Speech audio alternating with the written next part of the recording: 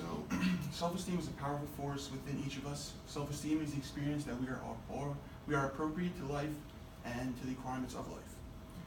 I'm going to discuss with you tonight self-esteem in the workplace. It is important you listen to me today because as humans we go through the up and downs of self-esteem, and hopefully after listening to me you'll understand how to boost not only your own self-esteem but the self-esteem of your coworkers. I'm credible to speak today because I've done extensive research on this topic.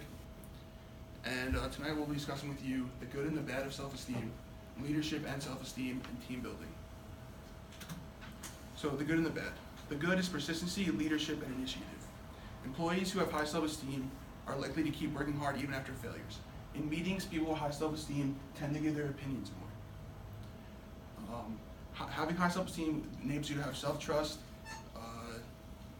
belief in yourself, and you won't be afraid of failure, and you're more likely to take the initiative. Along with possessing these qualities, people with higher self-esteem tend to be happier, more cohesive, more productive, and tend to cope with stress better in the workplace. Now let's get to the bads. With negative self-esteem and high self-esteem, there's no guaranteed production or promotion in the workplace. Employees with high self-esteem also often try to bully each other.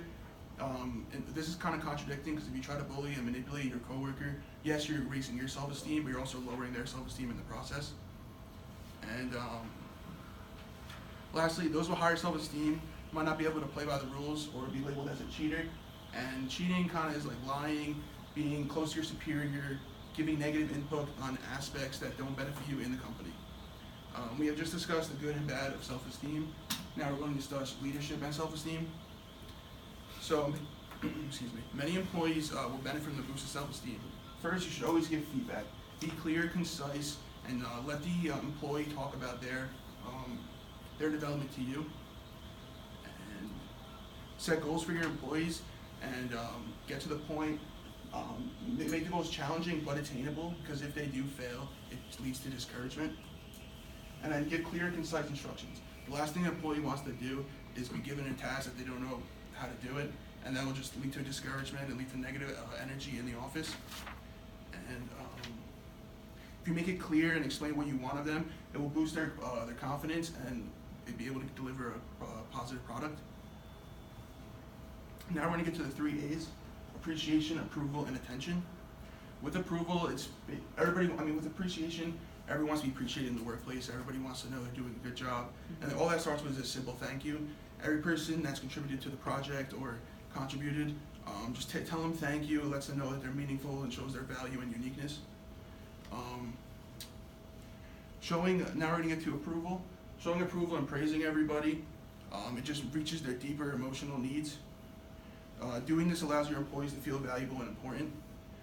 Winston Churchill once said, if you want a person to demonstrate a virtue, input that virtue to him in advance. This basically means that if you see somebody displaying behavior that you want around in the workplace, keep praising them on it, because then it'll get put in their head that they're doing a good job, and that positive energy will come their way. Lastly, is attention. The biggest thing with attention is listening. Everyone wants a good listener. If you listen to people's problems, you listen to somebody you value. And if you listen to them, they think you value them, giving off positive energy, boosting their confidence and their self-esteem.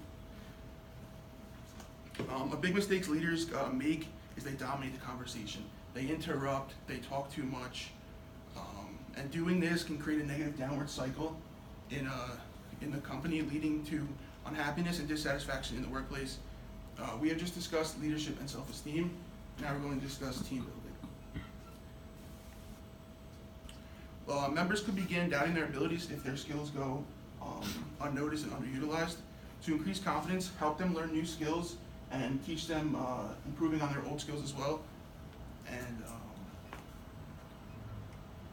for example, offer training courses, training conferences, and training sessions to boost their self-esteem.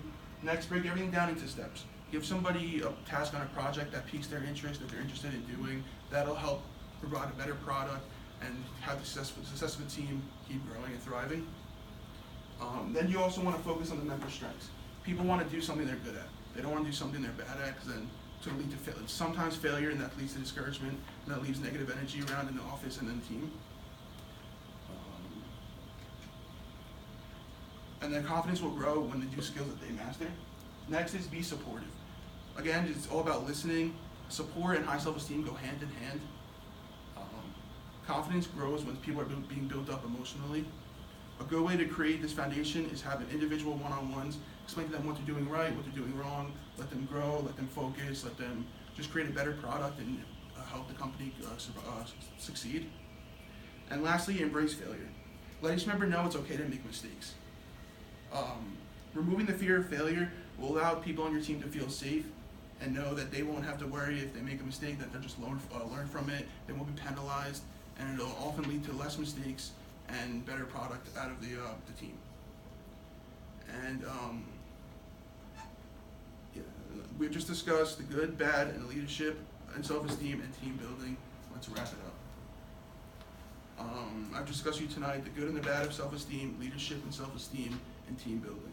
Hopefully, after listening to me now, you have a better understanding of how to boost your own self-esteem and your coworkers' self-esteem to succeed and build better, stronger relationships in the workplace.